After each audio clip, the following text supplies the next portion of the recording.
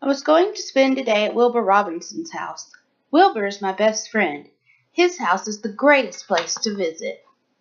I walked up and said hello to the twin uncles, Demetri and Spike. As always, Wilbur opened the door just before I knocked. "Come on in," he said. "Lefty will take your bag." "It's kind of dull around here today," said Wilbur. I looked around. Aunt Billy was playing with her train set, Cousin Pete was walking the cats, and Uncle Gaston sat comfortably in the family cannon. "Your dad needs you out in the backyard," he shouted as he blasted himself across the room. In the backyard, we found Mr. and Mrs. Robinson and their robot, Carl. They were scouring the lawn with the matter detector. "We're looking for Grandfather's false teeth," Mr. Robinson exclaimed. "Of course, we haven't seen Grandfather lately either," he added. "Could you boys go inside and ask around?" Back inside, we found Uncle Judlow relaxing with his brain augmenter. "It helps him think deep thoughts," Wilbur whispered.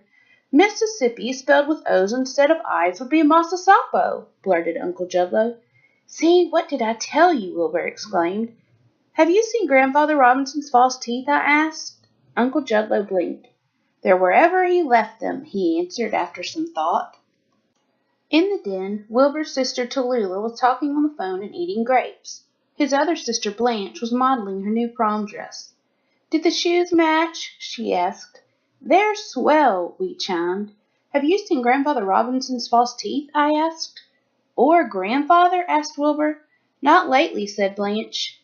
Yawning, Tallulah shook her head and ate another grape. "We're striking out," said Wilbur, discouraged. "And I'm hungry, so let's eat." Cousin Laszlo came by to demonstrate his new anti-gravity device. "Have you seen Grandfather Robinson's false teeth?" I asked. "Nope, but I bet they're floating around here someplace," mused Cousin Laszlo. Suddenly, the faint familiar strains of Potato Head Blues came wafting from the house.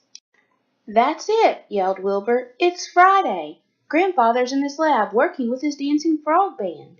We rushed to the lab. Sure enough, there was Grandfather with his friends, Mr. Ellington and Mr. Armstrong. Grandmother Robinson was helping. "Have you found your teeth, Grandfather?" shouted Wilbur over the music. "Nah, haven't seen 'em," he smiled.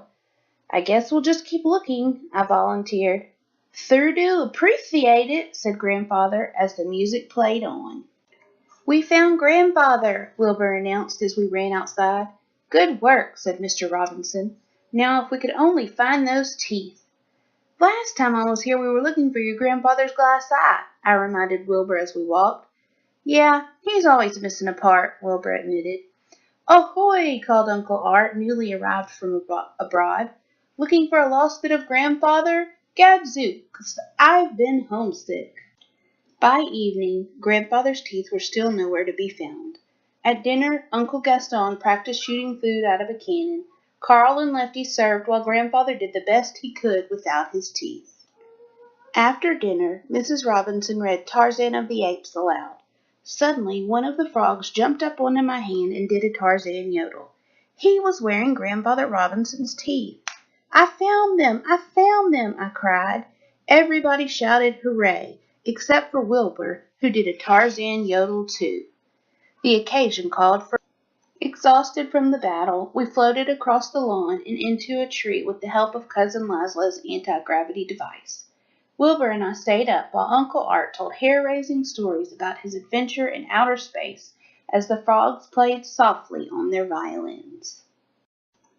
The next morning, the whole family was out front waving goodbye and singing, "Yes, we have no more bananas," just like they always do. I was kind of sad to leave, but I was ready to go home for a while. "Goodbye, Wilbur," I said. "Sorry it was such a dull day," Wilbur apologized. "Hey, I had fun," I said. Wilbur smiled. The sun was shining brightly as I walked slowly away. I looked back over my shoulder, and there was Wilbur shooting himself out of Uncle Gaston's cannon with a farewell message. "See you later, pal."